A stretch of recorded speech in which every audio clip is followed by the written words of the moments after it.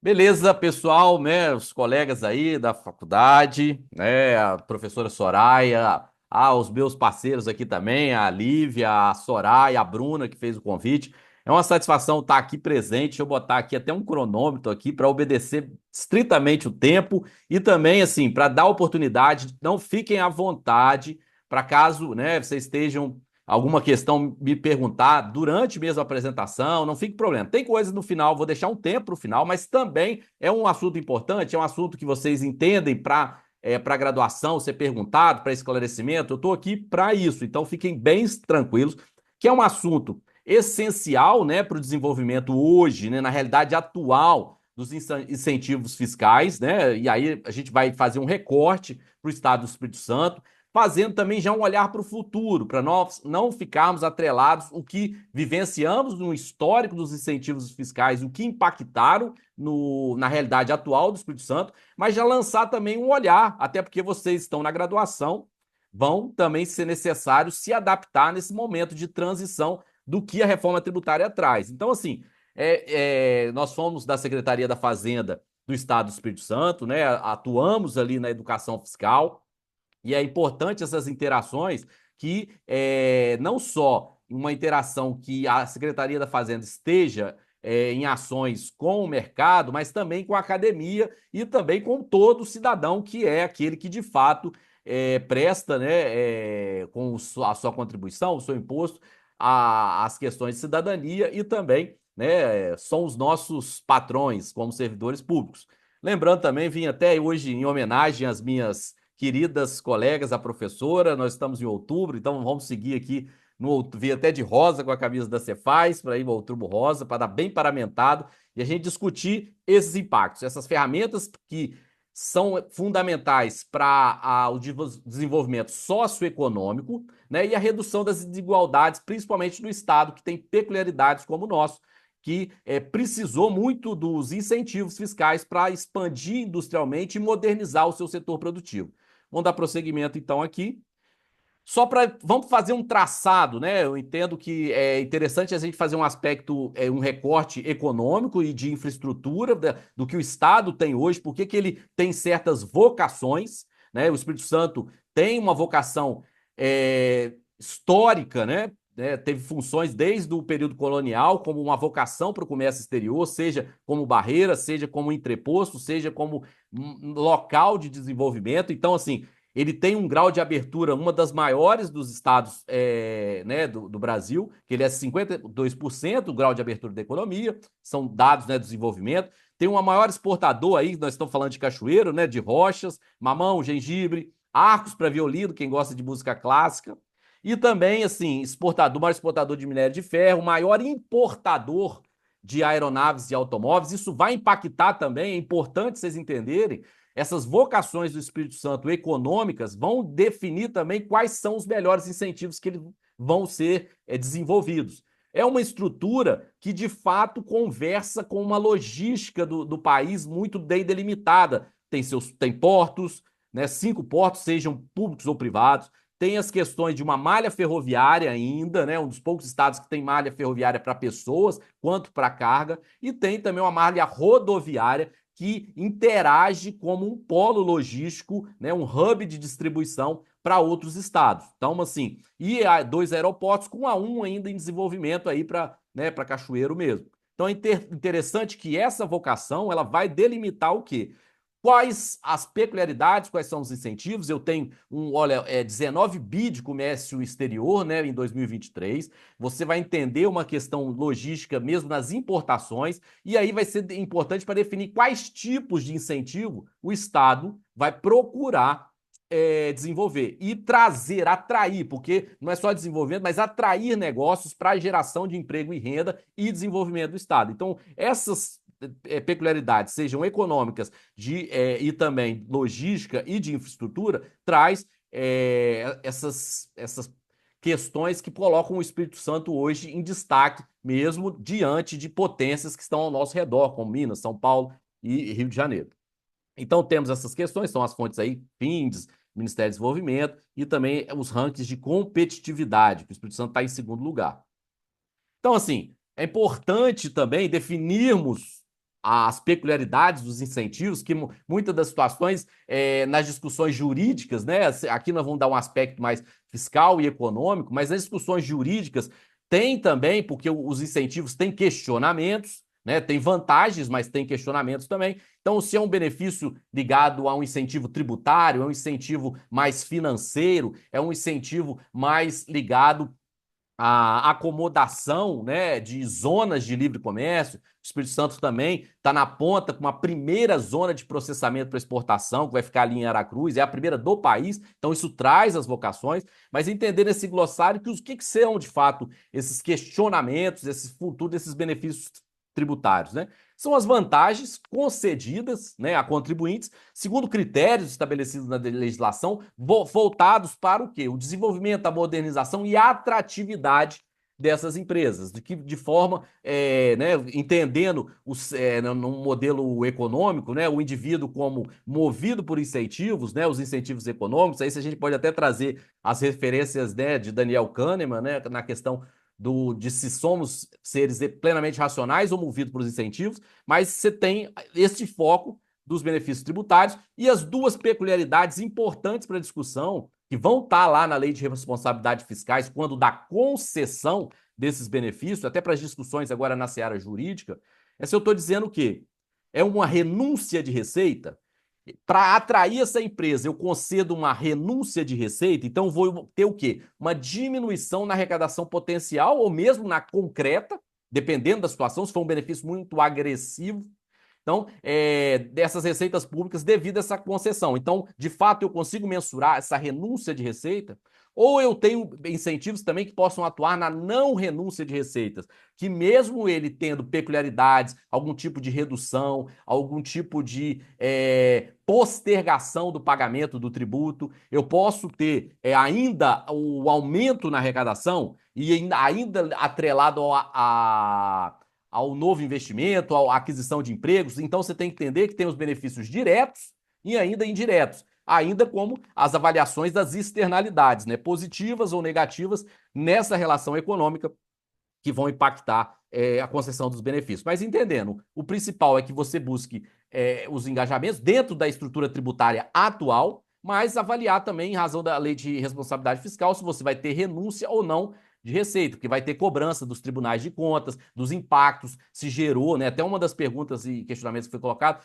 esses benefícios de fato geram um emprego, tem a fiscalização, tem um controle, ele aumenta a arrecadação ou não, são algo que precisa ser aferido até como um controle social, né? Para entender se alguns grupos só estão se beneficiados ou não. Tem um benefício a toda a sociedade, que estamos falando de recursos públicos. E aí, assim, avaliando essa questão hoje no estado do Espírito Santo dos modelos de incentivos, é importante entender que você tem, de fato, sendo o tratamento de um tributo que é um recurso de receita indireto que impacta nos cofres do Estado, impacta na prestação de serviços. Então, tem, de fato, a necessidade, como direito público, do processo ser transparente. Então, hoje, os processos são transparentes, digitais e de acompanhamento como órgãos de transparência, de controle, não só públicos, como privados também, né? A Transparência Brasil acompanha também essas concessões. São necessários, são processos digitais que facilitam. É uma decisão, no modelo do Estado do Espírito Santo, colegiada, porque passa não só pela Secretaria da Fazenda. Nós aqui somos representantes da Secretaria da Fazenda no controle tributário da obrigação, da conformidade do recolhimento, mas tem uma outra secretaria, que é a Secretaria do Desenvolvimento, a SEDES, que vai analisar a perspectiva do desenvolvimento econômico. Então, são decisões colegiadas, não estão ali por interesse, não embasada em legislação que suporte esse desenvolvimento. Então, é importante ter essa perspectiva e ainda ter também que é uma publicação nesses portais para garantir esse controle social. E pela parte da Secretaria da Fazenda, você vai ter constantemente esse monitoramento, essa diligência ao local, se o benefício de fato impactou, o olhar sobre o emprego, o olhar também do recolhimento e conformidade. E também aí, junto com as sedes, a questão se esse benefício de fato ele mudou o impacto econômico de determinado setor, ele trouxe maior atratividade, maior abertura de empresas, né? Vantagens que foram colocadas. Aí pensar também o comércio houve, ou a industrialização, houve uma expansão, porque muitos dos benefícios, vocês vão perceber, ele não é só para o comércio local, ele diz respeito também às transações interestaduais. Então, também traz uma atratividade como expansão dessa economia e dessa potencialidade capixaba. Dentro das figuras hoje, o que os incentivos representaram no histórico capixaba até hoje, né? Como que eles se sustentaram e como que nós vamos aprofundar cada um deles daqui para frente. Você, de fato, tem um crescimento industrial marcado pelos incentivos. Aí depois a gente vai esmiuçar ele, mas tem aquele clássico que era mais conhecido, o Fundap, que fortaleceu as questões das operações portuárias, o comércio exterior, ampliando a vocação do Espírito Santo, que já vinha, né, historicamente, a industrialização do Espírito Santo ela é marcada a partir da década de 60, com as grandes parques industriais chegando para a Vitória, que de fato começaram a modernizar esse crescimento industrial. Impactaram nisso do aumento da competitividade, porque as empresas capixabas, principalmente na situação em que elas operam interestadualmente ou até de forma internacional, tiveram atratividade em vir para cá. Só para vocês terem um impacto disso, o Espírito Santo é um polo de empresas de comércio eletrônico em razão da sua vantagem logística, em razão de um incentivo que é ligado às empresas do comércio eletrônico, e isso acaba trazendo maior competitividade essa localização. Então, elas direcionam e o Espírito Santo ganha em razão, ainda que ele tenha a gente se for olhar pelo mercado consumidor, somos classicamente, sim, o menor aqui do Sudeste. Então, o nosso mercado consumidor, ele demanda essa comercialização internacional ou mesmo entre outros estados para esse aumento de competitividade. O exemplo de Cachoeiro, que é um grande exportador de rochas e garante aí muito das receitas que impactam nesse momento. E essa possibilidade de ter zonas de incentivadas, de ter setores que são atrelados à nossa vocação, tem, de fato, como um incentivo também a geração de empregos, que criou, você tem hoje um polo industrial no segmento norte ali de Linhares, que aí junta com os incentivos estaduais, com incentivos federais, como a Sudene, acabam o quê? Impactando, né, nesses setores da economia, gerando novos negócios, gerando capacitação das pessoas e desenvolvimento nessa geração de empregos. E aí o Espírito Santo, um desafio também com os incentivos é equalizar esse desenvolvimento. Hoje tem uma demanda de desenvolvimento e alocação desse desenvolvimento, dessas empresas, desses incentivos para o sul do estado, para que também possa ampliar, né, ter o polo de rochas ornamentais, mas aí tem os polos ligados ao leite, ligado à questão mesmo da indústria do turismo, se a gente for pegar a região aí do Caparaó, então são importantes avaliar e mesmo nas questões agropecuárias. Não vão avançando aqui. Então, assim, é analisar o benefício para além desse aspecto tributário. O incentivo, se for analisar unicamente o recorte fiscal tributário, vai ficar muito quantitativo nas perspectivas de que ou é geração de emprego ou é o investimento e o recurso que foi auferido. Mas tem que entender que a cadeia produtiva com ele, ela se torna mais densa, em razão de que eu posso ter uma indústria de veículos, uma outra de motores, uma outra de vidros, e aí toda essa integração da planta industrial acaba por propiciar esse desenvolvimento e a desconcentração do desenvolvimento. Nós temos uma concentração enorme do modelo econômico e industrial que o Brasil protagonizou, principalmente, né, a partir da década de 30, essas possibilidades de um novo regime. E aí o que acontecia? Você tinha claramente essa concentração nesses estados mais fortemente econômicos e populacionais. Os incentivos foram uma tentativa também dessa desconcentração e fortalecimento da economia local. Então, assim, quando eu fortaleço, eu gero renda, eu desconcentro, eu torno a capacitação e trago em outros setores, né? E hoje, sim, é um grande desafio no olhar para frente, o que eu desenvolvo quando eu não tenho um mercado consumidor, quando eu mudo a matriz tributária. Né? Tem estados que já estão, eu tenho um polo aqui tecnológico, a exemplo de Santa Catarina, eu tenho um polo logístico no Espírito Santo, eu tenho um polo mais de geração de energia no Nordeste, porque isso vai afetar não só a matriz econômica, como tributária, as mudanças que virão daqui para frente. E aí eu queria fazer só uma pergunta aí, pode a Lívia responder, os colegas. Vocês estão me escutando? Tá dando para ouvir? Tô num ritmo, só me direciona, porque a gente já entra aqui. Bruno, aqui eu estou escutando perfeitamente. A Soraya sinalizou que sim também. Então tá. Então eu continuo aqui, que agora eu vou aprofundar. Aqui são regras gerais dos incentivos. A partir de agora eu começo o aprofundamento. Por isso a pergunta. Então, assim, todo incentivo pressupõe uma contrapartida ou uma condicionante para essa empresa vir para cá, para essa empresa ter vantagens competitivas ligado à obtenção de receita. Então, assim, os incentivos, na estrutura tributária atual, eles olham fortemente para a receita pública. Em algum momento vai ter direcionado, se eu estou falando em reforma tributária, para o gasto público. Mas hoje eu estou direcionado à entrada, porque eu vou ou diminuir uma alíquota, ou eu vou causar uma redução da base de cálculo, ou eu vou dar um crédito para esse contribuinte, né, um crédito de tributário. Mas ele tem que cumprir essas regras, porque tem que ser de fato aquele modelo ganha-ganha. Porque existem, apesar de vantagens acontecer, existem também as possibilidades de externalidades negativas que impactam um outro setor que não é tão beneficiado, você pode direcionar ali. Então, tem muitos questionamentos que existem também nos incentivos. Mais para frente, a gente vai ter uma partezinha só para falar sobre a guerra fiscal. E aí, assim, é entender que essas contrapartidas e condicionantes passam por uma geração de empregos, de fato, a conformidade fiscal, uma vez que detectado pelos auditores da Secretaria da Fazenda o não cumprimento das cláusulas, ou se ele utilizou daquilo para uma evasão tributária, aí se ele fez uma prática de concorrência desleal, ele já tem um incentivo, né? O que já torna uma vantagem para ele. E aí ele ainda pratica desconformidades, ele está pervertendo a sustentabilidade e o ambiente de negócios. Então é importante que esses atores que não só no olhar do desenvolvimento, mas também na regulamentação do mercado ali e econômico, os atores da Secretaria da Fazenda também busquem a conformidade fiscal para dar lisura, para dar também a potencialidade, mas dentro de uma isonomia de conformidade fiscal.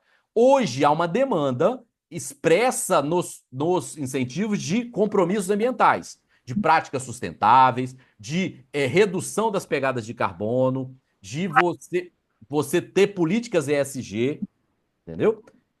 Então, hoje há esses compromissos fortemente também ligados aos processos ambientais e ESG, né, de meio ambiente, sustentabilidade, governança, para os compromissos ambientais. E alguns, principalmente, entendendo que o Espírito Santo ele demanda um crescimento de infraestrutura, ele também, principalmente o investe, algumas coisas não vão colocar mais para frente, ele busca esse investimento em infraestrutura para aprimorar o parque industrial, para aprimorar, seja em questão logística, malha ferroviária. Vocês viram que tem uma discussão agora sobre a ampliação da Vale da malha ferroviária. As discussões ali da indenização de Mariana foram condicionadas à ampliação da BR-262, que é um gargalo aqui do Espírito Santo. Então, assim, os incentivos conversam também com esse olhar de investimento em infraestrutura que possibilitam um salto também que o Brasil e o Espírito Santo necessitam. Aí, a partir de agora, eu entro nos benefícios em si, né? Nas partes que foram codificadas, foram trabalhadas. O primeiro é um clássico, ele vem já da década de 70, nesse momento que começa a industrialização de 60 dos parques ali, Vale, Tubarão, né? Você precisa também incentivos para atrair a vocação também de Vitória para o desenvolvimento portuário. Você tinha as exportações de café, que eram fortes ali, marcadas. Então, você tem um desenvolvimento do Sul até a década de 70, muito ancorada nesse café para exportação. Então, você tinha esses objetivos e requisitos para o Fundap, que é o primeiro, é o clássico. Hoje ele está em decaimento, porque em razão de algumas disputas e de guerra fiscal, São Paulo denunciou em algumas situações, então ele ficou mais restrito, porque ele colocou, as empresas têm que ter sede no Espírito Santo. Anteriormente, você podia ter empresas que elas tinham os seus escritórios aqui, mas despachavam ou tinham outras concentrações em outros estados. você tinha sujeição hoje, né? Hoje a sujeição, e além da sede no Espírito Santo, você tem uma sujeição de que operações atreladas ao ICMS, né? O Imposto sobre Circulações de Mercadorias e Serviços, que ele vai estar atrelado nessa importação e aí vai assegurar o benefício do Fundap. Ele ainda é utilizado por algumas empresas que precisam, porque ele tinha uma primeira discussão que ele também possibilitava um financiamento atrelado a esse tributo. Então, algumas empresas que estão aqui ainda precisam desse financiamento para capitalizar, ele ainda utiliza, mas em razão do volume que era, do impacto que era direcionado para os municípios. Então, você tinha um desenvolvimento desse incentivo que era direcionado aos municípios. Vitória em 2012, 2013, onde começaram os questionamentos, principalmente pelo estado de São Paulo, teve uma perda expressiva de recursos, né? Apesar que teve outras compensações. Mas você tinha essa sujeição do imposto também direcionado especificamente para os municípios. Você tem os desembaraços aduaneiros tendo que ocorrer aqui. Ele vou desembaraçar essa mercadoria, tem que ocorrer nos portos capixabas, porque em algumas situações tem portos virtuais, que lança esse desembaraço para outro estado. Não, nos Fundap hoje, só o desembaraço no estado do Espírito Santo. E você também, por ele ser direcionado, e a defesa jurídica era que era um incentivo financeiro e não fiscal, você tinha empresas interessadas que buscavam operar esse empréstimo junto ao BANDES, né, o nosso Banco de Desenvolvimento, que levou também grandes recursos e hoje ele investe muito também em parques industriais fomentados pelos valores aí no Fundap. Então você tinha esse modelo. E aí, quem quiser aprofundar, eu acho interessante, é um guia da tributação do ICMS do setor de comércio exterior, principalmente quem atua aí na região de Cachoeiro. Foi elaborado, né? Eu participei da elaboração, teve academia, na época a FUCAP participou, teve o Sindiex participando, a secretaria. Então, assim, vários órgãos elaboraram esse guia, é de graça, só jogar no Google aí, Guia de Tributação do ICMS no Comércio Exterior, você faz, o Sindiex, que já está disponível, e aí ele detalha mais a fundo alguns incentivos ligados à importação, né? O Fundap é um deles. Então, outro incentivo é o Compete. É o Compete que ele visa o quê? Aí eu estou falando mais de um impacto econômico por setores específicos, porque cada setor vai ser beneficiado por esse Compete. Então, eu vou ter Compete de comércio eletrônico, Compete para o setor atacadista, que hoje é o segmento que mais representa a arrecadação de ICMS para o Estado do Espírito Santo.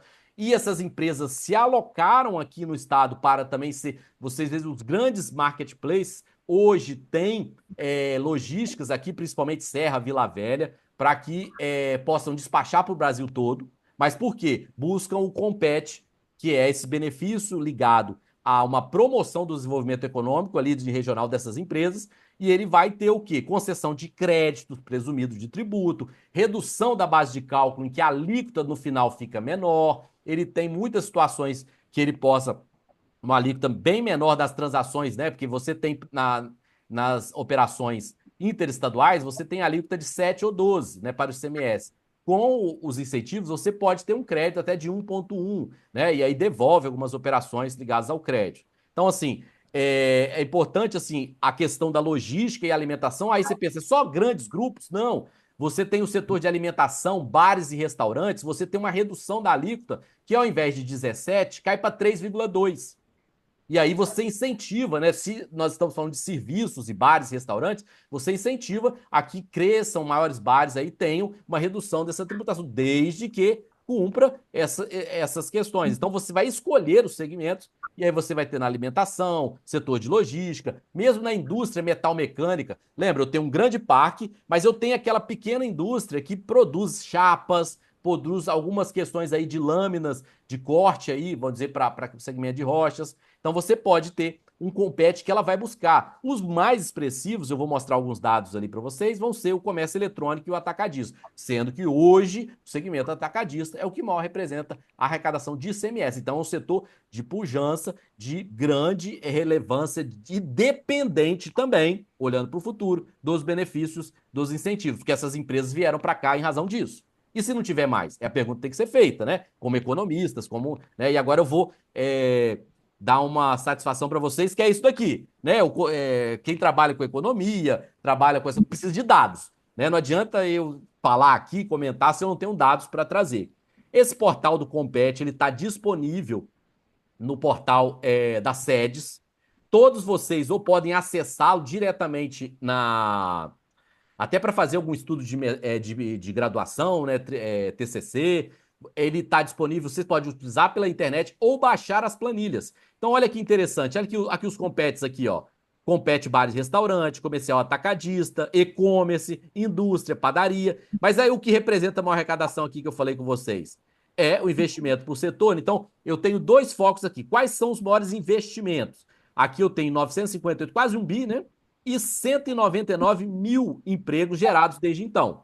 Então, assim, você tem aqui esses investimentos, você tem também aspectos que você pode colocar por recolhimento, aqui a receita do ICMS, aí vocês vão passeando aqui. E aí também esses gráficos, né? Então, assim, quanto que representa essa arrecadação do comércio, da venda não presencial, né? Das indústrias, da questão dos transportes, tem comércio, tem compete também, específico, algumas questões ligadas às indústrias de mineração. Então, cada um você vai procurar, né? O último que foi criado aí é o de padarias, e provavelmente não terá mais, né? Porque tem uma fixação na reforma, na emenda constitucional, que os benefícios que serão compensados, eles têm que ser fixados até terem já concedidos até 23 de maio de 2023, maio de 2023. Então é o último mesmo que vai ficar o de padarias, né? A não ser que teve alguma mudança legislativa. Mas a realidade é essa, então vale a pena. Vocês podem baixar em Excel, você pode.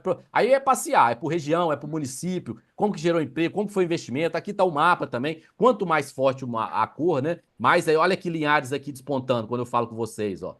Olha a região sul, tem alguns bem fracos de investimento ainda. Por isso que está bem demarcado esses problemas que precisam incentivar, né, para o desenvolvimento mais uniforme e equânime de todo o Estado.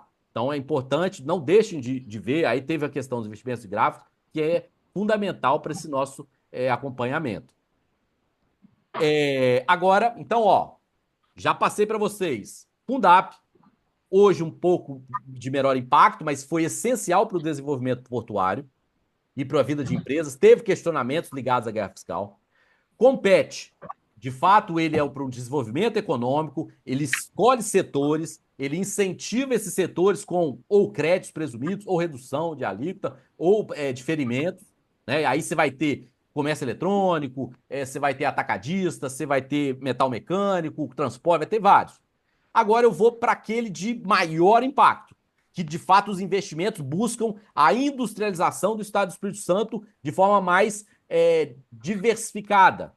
Se existem discussões hoje que há uma desindustrialização do Brasil, se há uma automação de processos indo para a China, você tem também esses investimentos que precisam diversificar o Parque Industrial do Espírito Santo, com ampliar essa cadeia produtiva, e o Invest é esse que ele não é só algo que já está funcionando como no Compete ali dessa empresa, ele é algo para plantas industriais, para ampliação, para modernização industrial. Então ele tem um aspecto mais desenvolvimentista, ele é estratégico de ampliar também as matrizes econômicas. Entendeu? Então, assim, ele tem essa perspectiva da geração de emprego, que é baseada em todos, mas ele tem também essa maior atração dos investimentos.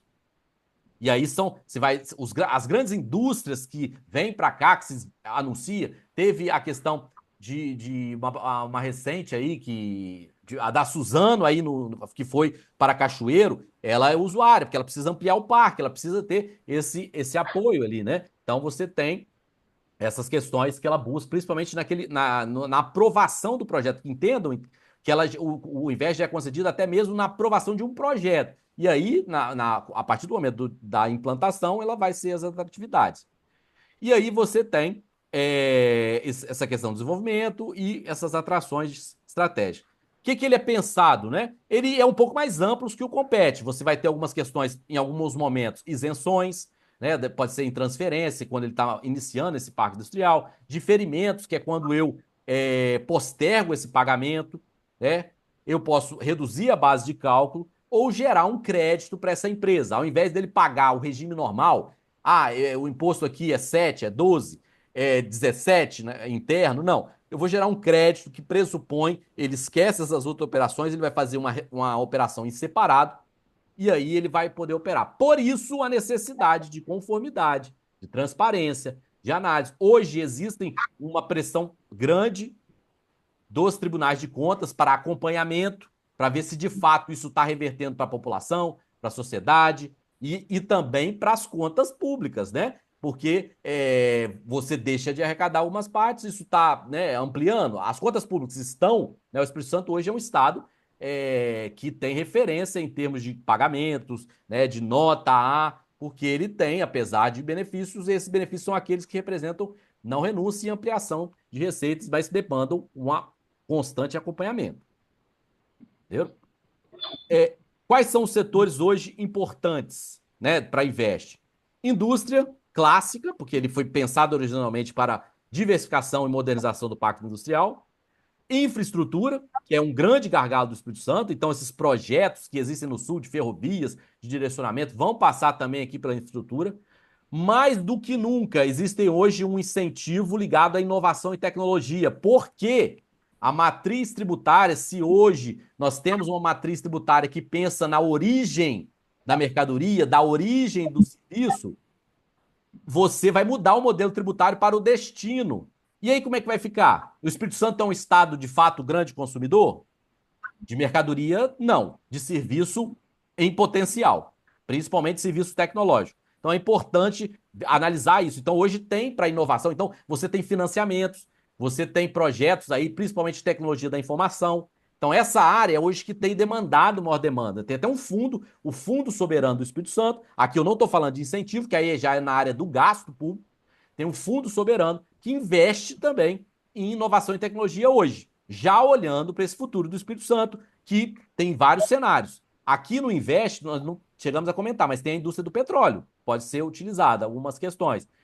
E o petróleo, quando esses poços se tornarem mais em decadência. Quando a matriz passar dos combustíveis fósseis em razão dos incentivos à redução do carbono para uma matriz eólica ou energética.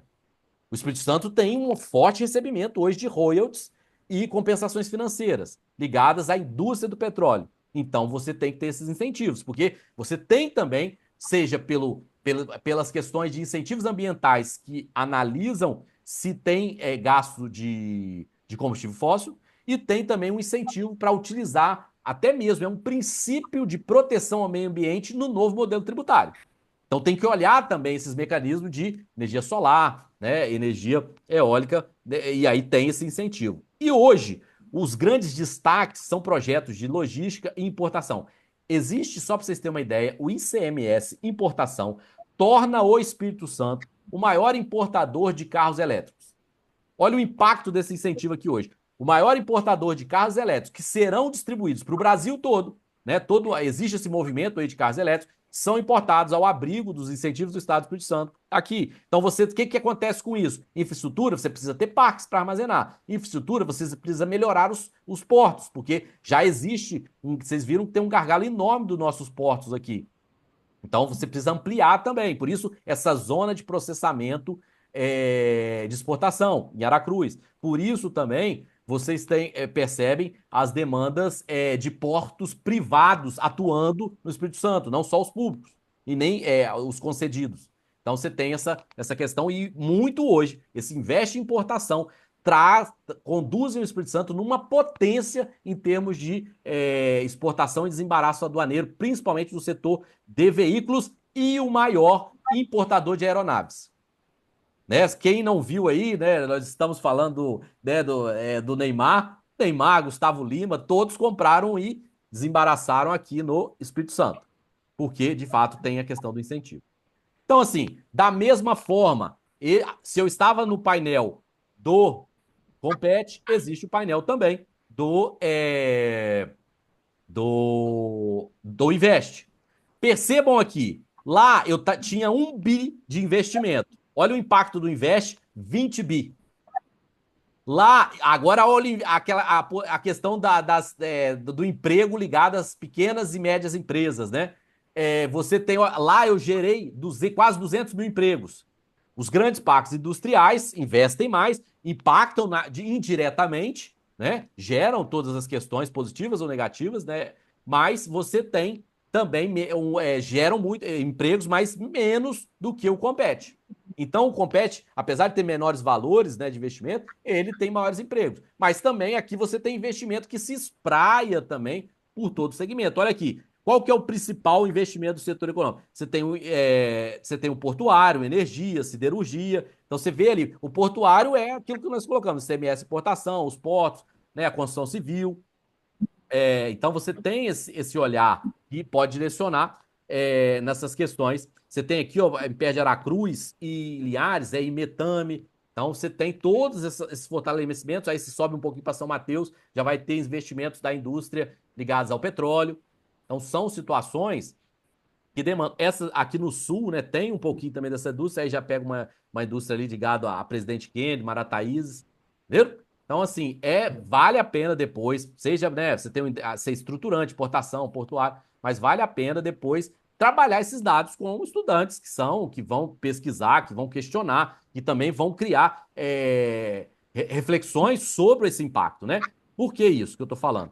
Eu entro aqui na reta final, né? Acalme-se aí, tá, Lívia, ó. Tem ainda meus 7 minutinhos aqui. Depois vamos, mas aqui eu já estou caminhando para o meu final aqui. Não, tá tranquilo, fica à vontade. Então tá. Então, assim, eu já entro aqui no final, mas entendo, assim, esse aspecto. Agora vamos olhar sobre uma outra perspectiva dos incentivos e a questão da guerra fiscal, que foi um dos fundamentos para essa mudança do modelo tributário. Então, assim, o que a guerra fiscal, agora, como pensando em termos de externalidade negativa, trouxe? Trouxe uma competição, muitas das vezes, agressiva entre os estados. Mas por quê, Bruno? Porque vocês têm que entender que o modelo tributário que foi constituído, ele definia que o tributo era devido na origem. Então, os estados produtores que tinham um parque industrial tinham vantagens. E aí isso demandou que outros estados, para descentralização, que pudessem também ter desenvolvimento, tiveram que buscar alternativas. Muitas das vezes, na guerra, né, não são tão claros, não são tão justos esses argumentos, mas você luta com as ferramentas que você tem. Então você gerou uma competitividade, um federalismo competitivo. E em decorrência do quê? Muitas das vezes, alguns de renúncia agressiva também de receitas, impactando, né, na prestação de serviços, impactando nas ações do Estado. Então, você vê renúncias agressivas para trazer a empresa. E às vezes a empresa não era tão em conformidade, não impactava de forma a ampliar a cadeia produtiva, não tinha também as questões ligadas à geração efetiva de empregos, e isso ocasionou, e o que chegou ao seu limite, a um desequilíbrio federativo. Claramente, hoje a reforma tributária veio como um esgarçamento, um limite de que a guerra fiscal levou os estados, com práticas indevidas, com estados escondendo benefícios, aí tirando a transparência que é devida à sociedade, com estados colocando benefícios que de fato prejudicavam a sua própria arrecadação ou a sua região, e quem levava vantagem não era a sociedade. Então teve essa discussão. Porque você precisa, porque para pensar, façam essa reflexão. Ou a empresa que precisa ser num mercado ótimo, ele precisa primar pela eficiência, pelo controle ali exercido pelo mercado ou alguma regulamentação estatal. Ele se direcionava às suas ações pela a qualificação da mão de obra, pelos recursos que ele oferia naturais e pela logística, ou ele ia para para determinada região em busca de incentivos fiscais ou tributários. E essa disfunção alocativa fez que a ineficiência do Brasil ficasse ainda mais patente, em razão de um controverso modelo tributário. Então, essas situações foram colocadas, aí vem a proposta da reforma para acertar. Aí a mudança clássica é o quê? A tributação que hoje é na origem vai para o destino, mas isso vai trazer reflexões. Eu vou ter mercado consumidor para isso? Eu vou ser também uma indústria ou tecnologias novas aqui vão consumir se a origem já não impacta? Eu vou ser um corredor logístico? Né? Então, são várias questões para que mudasse esse federalismo competitivo. E aí, assim, o que se pensou nesse modelo da reforma tributária? Hoje é o fim dos benefícios fiscais, o fim dos incentivos. Mas de todos que foram regulamentados, principalmente no convênio 160, que tratou lá a lei complementar, e aí foi regulamentado, e aí todos os benefícios estavam lá. Então, esses não existirão a partir de 2033. Mas é uma transição imediata? Não, ela é gradual.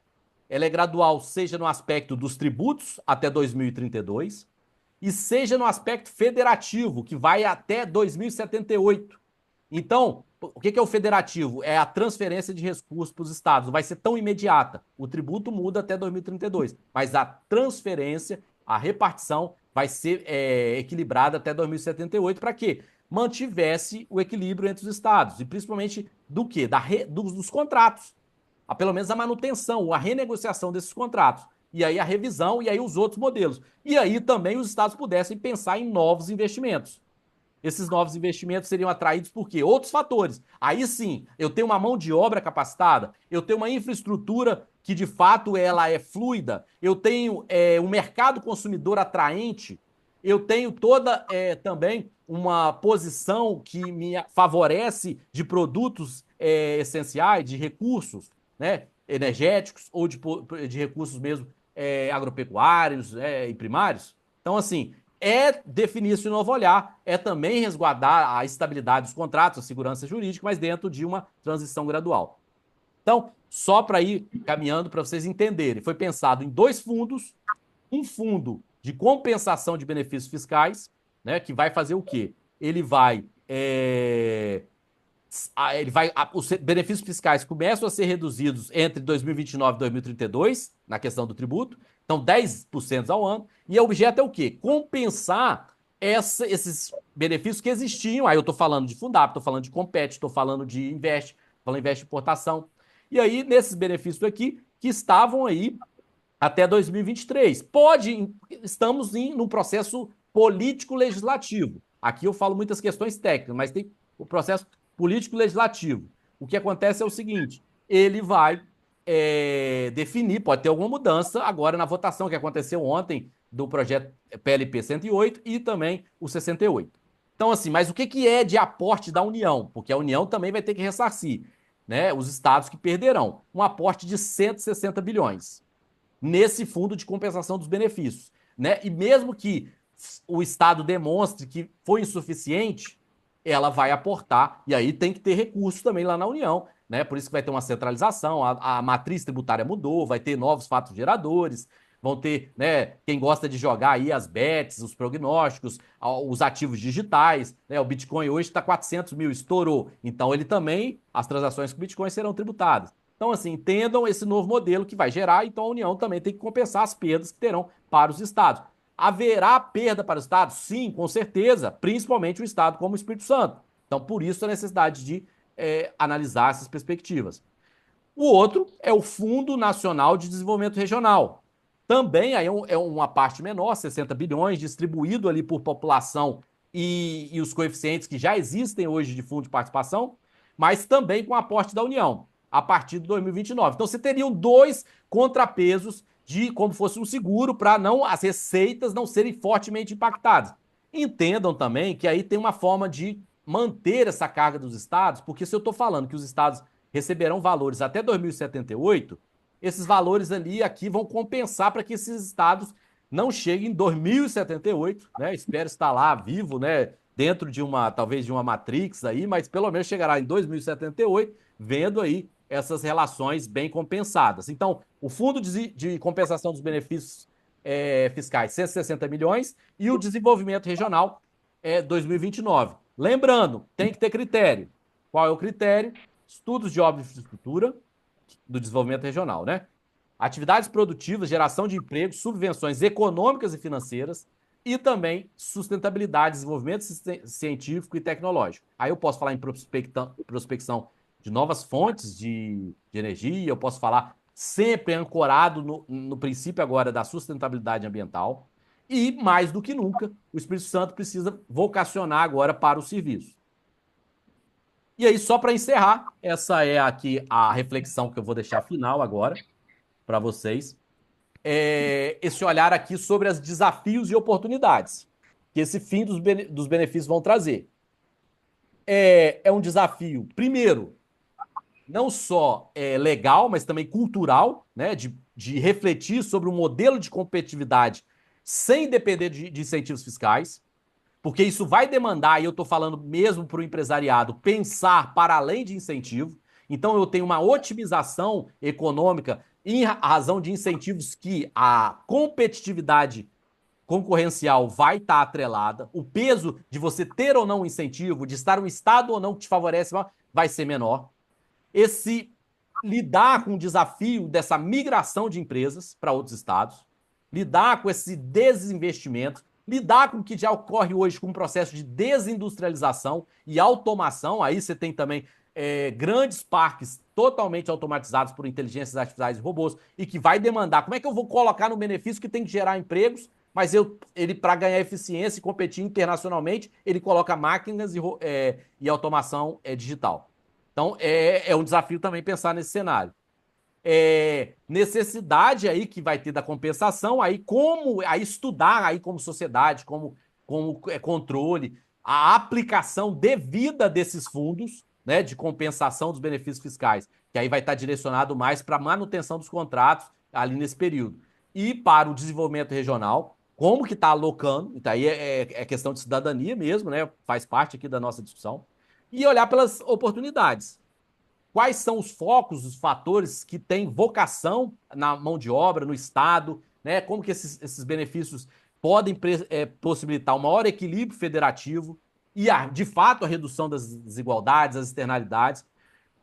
Um olhar mais do que nunca para os incentivos, né? A inovação, a produtividade, sem distorções ou externalidades. Pensar também assim esse novo modelo, entender que a economia agora digital é algo que o brasileiro precisa empreender, precisa entender esse modelo, precisa entender que hoje você tem um modelo global de interação e o Espírito Santo tem essa vocação de comércio exterior. Esse comércio exterior agora, porque onde vai estar alocada a empresa, ela pode ser um contribuinte aqui, independente de qual país. As plataformas, a comercialização, a digitalização da economia. Então, tudo são as questões que aparecem como uma oportunidade. Para que, né, essas considerações e essas perspectivas passam entendendo esses cenários de mudança cultural, legal e também de concorrencial e de estrutura da organização empresarial dentro do modelo de modernização que a reforma tributária traz.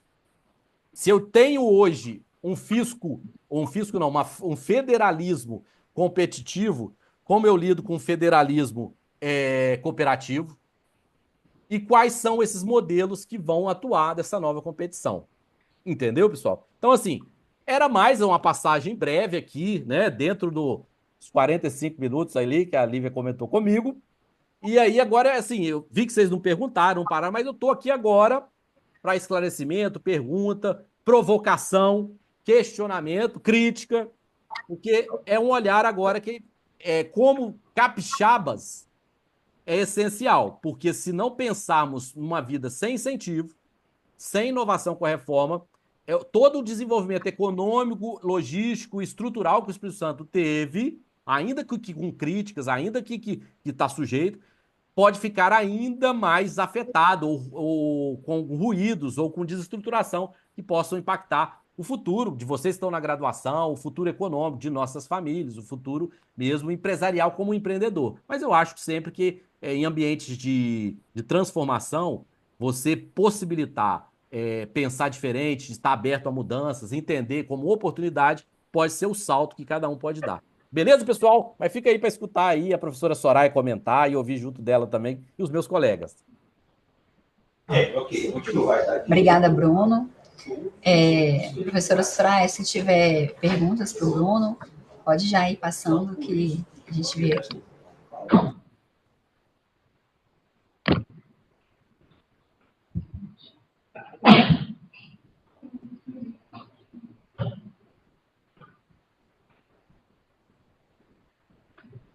Bruno, você me escuta? Vocês me escutam? Escuto bem, alto e bom som.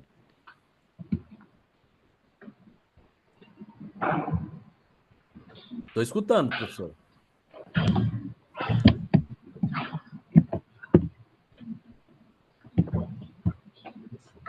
Desculpa, vocês me escutam? Sim, sim, estou escutando, professora. Sim, mas está com eco. Acho que os dois. Pessoal, alguém tem alguma pergunta para fazer? Ninguém?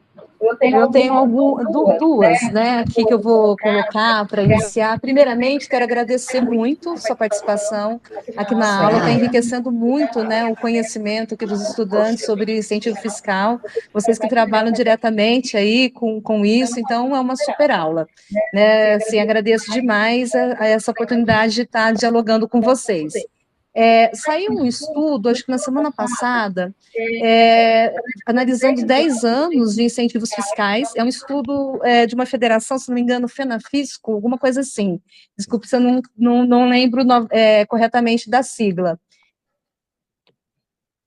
E esse estudo, ele diz que em 10 anos, né, que eles analisam de incentivos fiscais, olhando para o Brasil como um todo, esses incentivos eles não foram capazes de reverterem a situação de desigualdades regionais no Brasil. Mas, pelo que eu vejo, cada situação tem que ser olhada de uma forma específica, né? E pela sua apresentação, me parece que para o Estado de Espírito Santo, a situação distou um pouco das conclusões desse estudo, né? Então, eu queria ouvir um pouco, né, você sobre esse balanço, né? Me parece que pela sua apresentação, esses incentivos eles são fundamentais aí para o Estado do Espírito Santo e para a atração de empresas, desenvolvimento empresas em vários setores, né? Você citou a importância tanto para adensamento de cadeias produtivas, talvez também para o setor de serviços, o comércio exterior, né? Toda essa gama aí de incentivos, né? Esse é um ponto. O outro ponto, né, que também dialoga bastante aqui com a disciplina, estou falando de costas para vocês, nessa pessoa, tá? Que dialoga bastante com a disciplina, está relacionada com essa transição que a reforma tributária está trazendo, né? A meu ver, aqui como acadêmica, né, que estou distante da formulação de política, da execução da política pública e da execução aí dos trâmites, né? Me parece que finalmente a gente vai caminhar para uma situação que é uma situação um pouco mais desejada, de um federalismo mais cooperativo, de um Fundo Nacional de Desenvolvimento Regional, e que a gente talvez possa caminhar, né? Tudo é um talvez, porque uma coisa é a gente fazer um desenho institucional, a outra coisa é aplicar essas novas regras, essa nova legislação, e vontade política, se tornar realmente uma política de Estado. Mas me parece que ali é uma chance da gente reestruturar a nossa política de desenvolvimento regional vinda, né, um pouco mais, assim, mais coordenada a partir da federação, da unidade da federação, né, do governo do central, né, do governo federal. Então, também queria te ouvir se você concorda ou discorda com essa visão. Tá? E eu acho que, não sei se o professor Eduardo está nos acompanhando, né, se outras pessoas que estiverem aí online quiserem também fazer perguntas, é que eu não estou tendo, a gente teve um pequeno problema técnico aqui, até a gente ficou numa certa movimentação, mas deu para acompanhar super bem, o áudio estava ótimo, os slides eu passei para os alunos o link para eles acompanharem, porque no nosso telão os slides sumiram, mas deu para acompanhar completamente, tá? Então, assim, teve só para justificar um pouco uma movimentação aqui na sala, mas foi possível acompanhar perfeitamente, tá? Vou devolver a palavra para você. Só desligar o áudio aqui do meu celular e ligar a caixinha de som. Tá. Vou responder aqui, professora. Assim, primeiro a primeira parte da sua pergunta sobre o impacto do estudo, né, que foi feito pela FENAFISCO, vamos supor que seja a FENAFISCO aqui, mas o importante é o conteúdo. E com relação aos benefícios, o que de fato ficou marcado em muito, agora olhando globalmente, foi que muitos deles não primaram por um aspecto republicano de pensar o desenvolvimento da federação.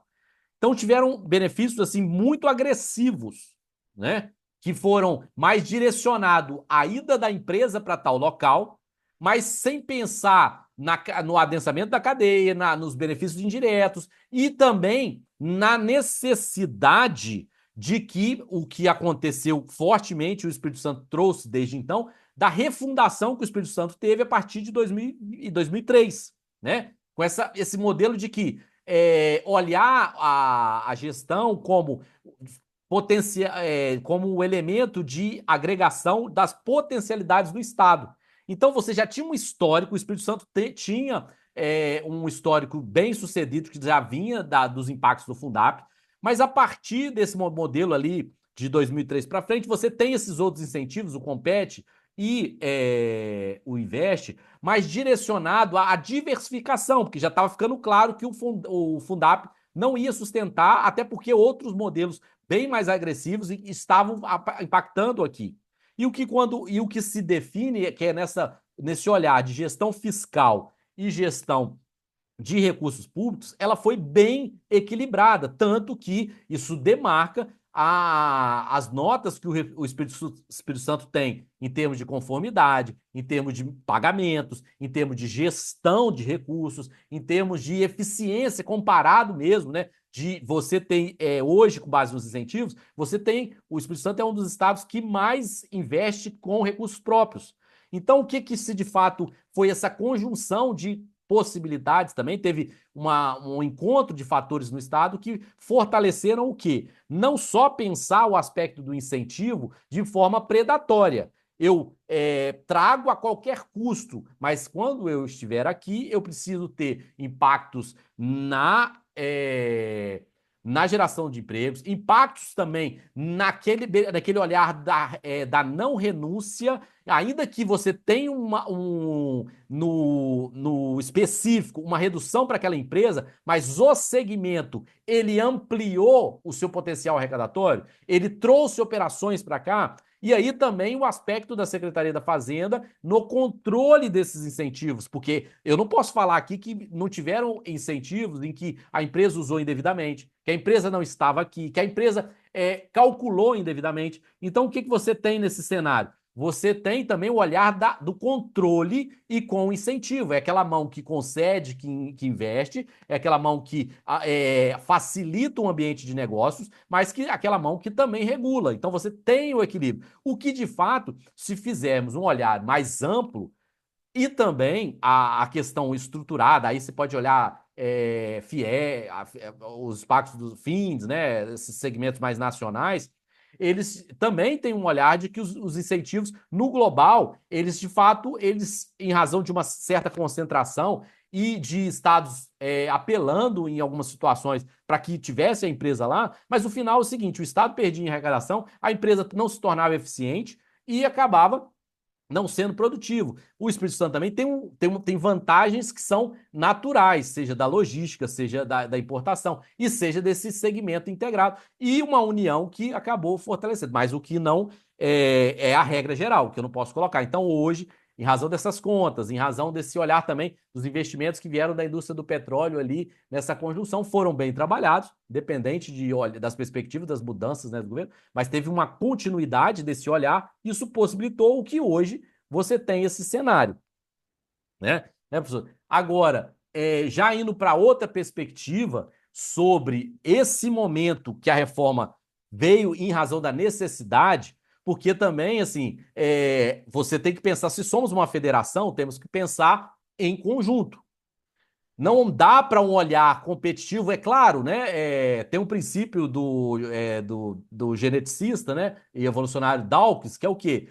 A seleção natural, ela não melhora só quem está no topo da cadeia, ela melhora também quem está embaixo. Então é importante para que ela seja fluida, não é melhorar só quem está no topo da cadeia e quem está embaixo, ele desagrega, ele não evolui, ele não se torna mais adaptado. Então, assim, o que é de fato a nossa guerra fiscal? Ela era disfuncional no aspecto que ela não produzia melhoria, seja quem está nos seus altos índices de eficiência ou mesmo quem está ali galgando melhores. Ele produzia o quê? Quase que uma estagnação industrial. E hoje os questionamentos dessa desindustrialização nacional, desse momento da deseficiência em alguns aspectos, tanto que o ICMS é tido como o imposto mais complexo do mundo, e chegou do esgarçamento, por dois motivos. Hoje você tem tecnologia para fazer as eficiências e as melhorias, e tem esse olhar também cooperativo, que só coloca muito bem nas questões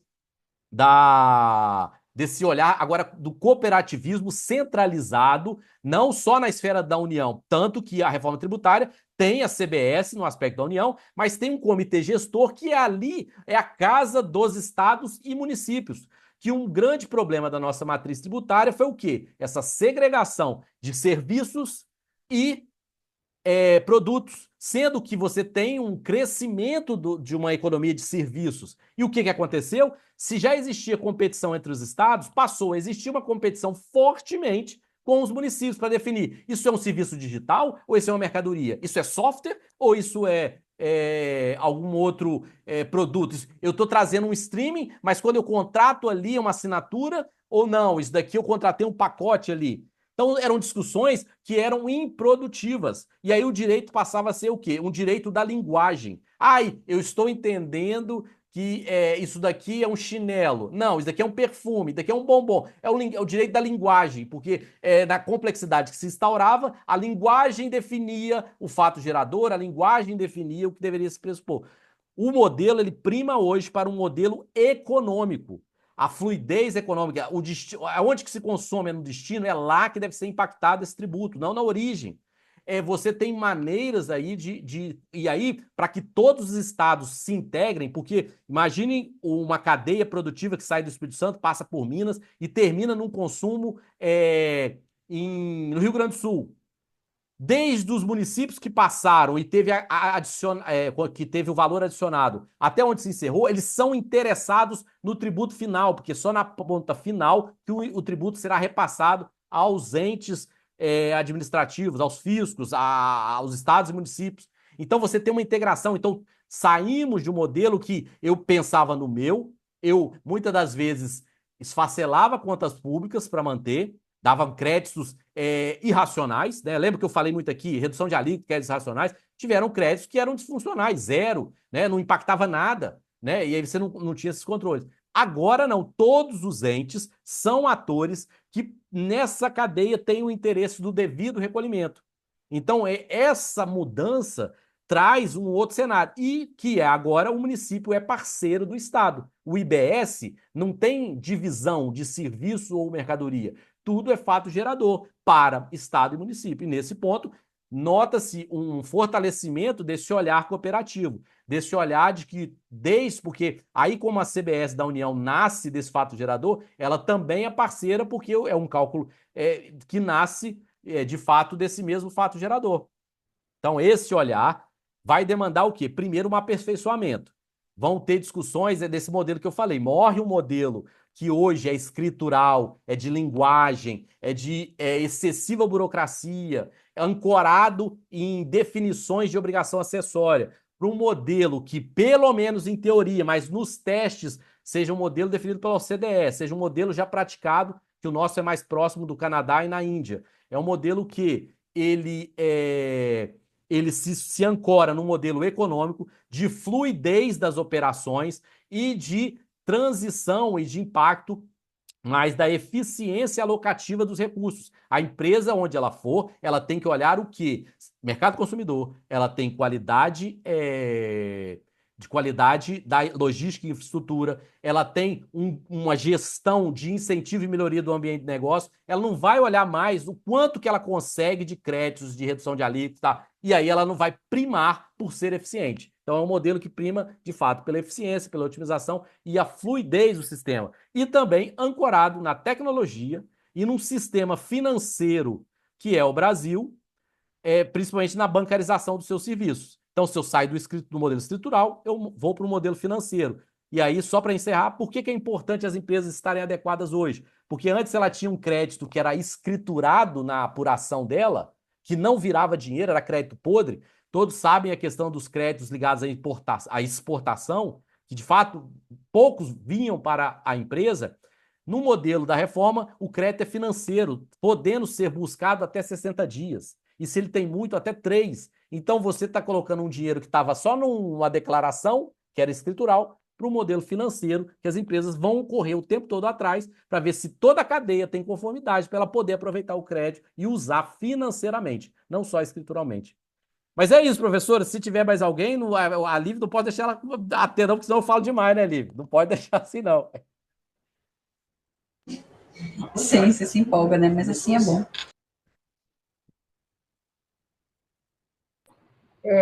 Bruno, não, ótimo. Eu também estou empolgada, porque é um tema que me interessa bastante. O professor Eduardo, ele está acompanhando pelo Zoom e ele gostaria de fazer uma pergunta. Tem tempo para mais uma discussãozinha? Pode fazer mais uma, aí a gente já se prepara. Pode fazer sim.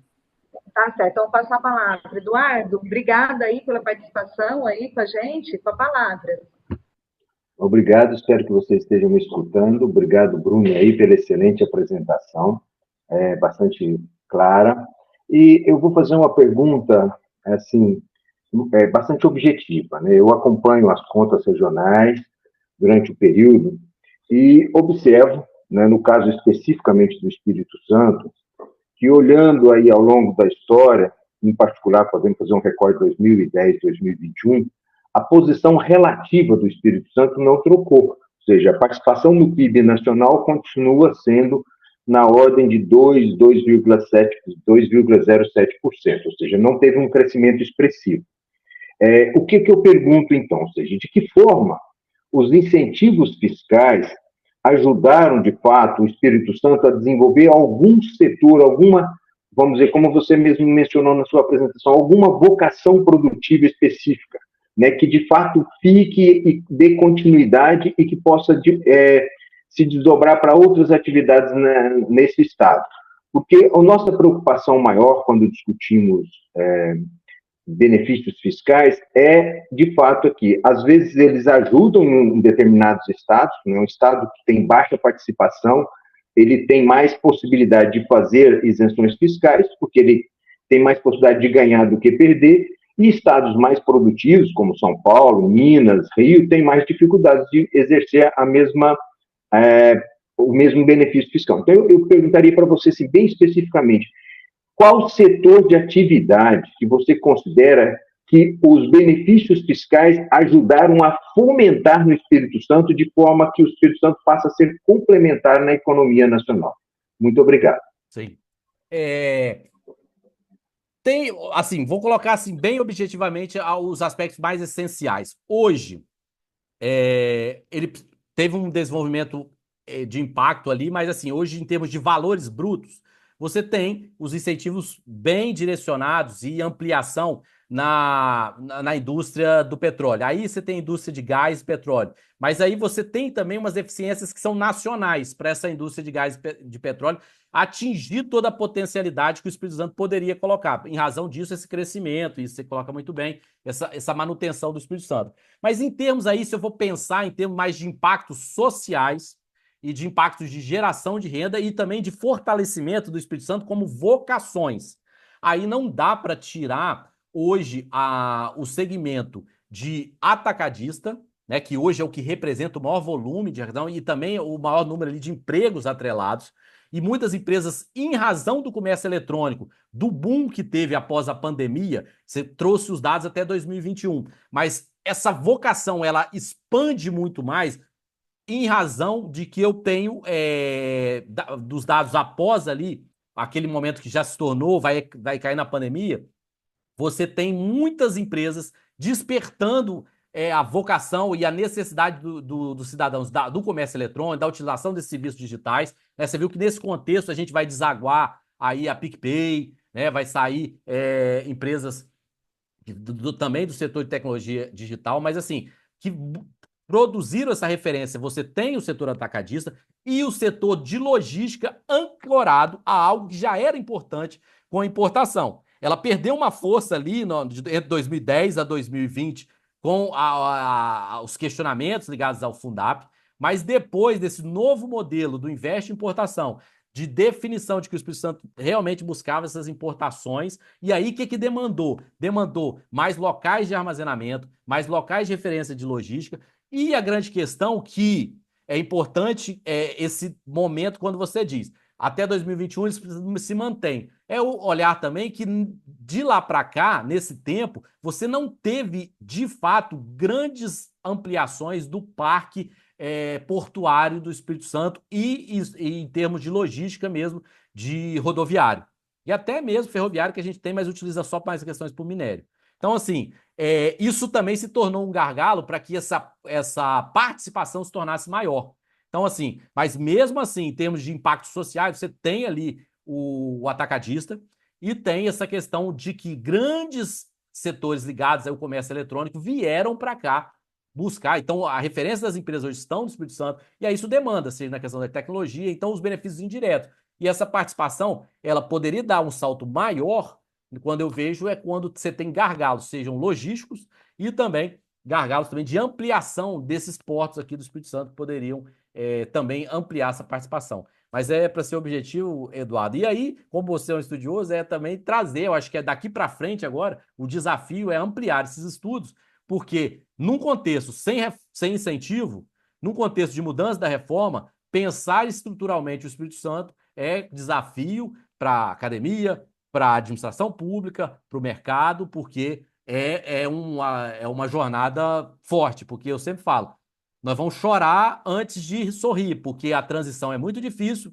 vai piorar em termos de conformidade e obrigação, porque serão dois modelos funcionando, mas vai melhorar, pelo menos naquela esperança de um coração esperançoso, a partir de 2023, 2033, quando fica só um modelo. Beleza, pessoal? Beleza, professora? Eu acho que é isso. Seguimos? Agradecendo aqui. Lívia, agradece aí para nós.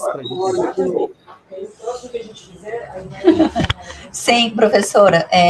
Tudo certo? Quer fazer mais algum comentário? Não, Então podemos assim, finalizar. Eu quero agradecer, né? A palestra foi ótima. Eu acho que já passou aí um pouco do tempo que vocês tinham, né, de disponibilidade aqui pra gente. E eu espero poder ter um canal, né, de comunicação com vocês, né, e de parcerias no sentido de outras atividades, né, que eu acho que enriquecem